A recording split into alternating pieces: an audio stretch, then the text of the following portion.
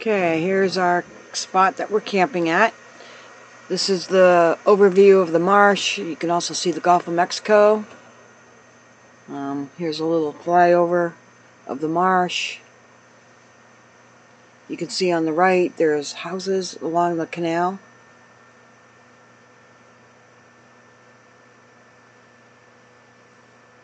This is a tidal marsh. Most of the time it's pretty dry.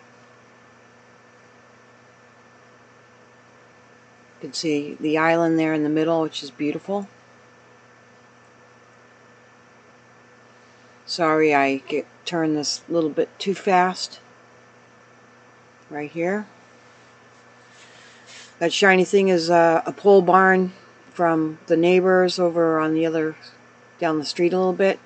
Now you can see our property right here on the left. You can see the driveway, the clump of trees here. Right there is the closest trees. That's where we're staying. This is a flyover of our little point.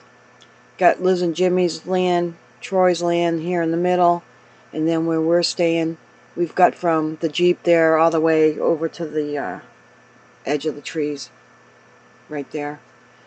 And it also includes the marsh, as you can see, all the way over to the canal.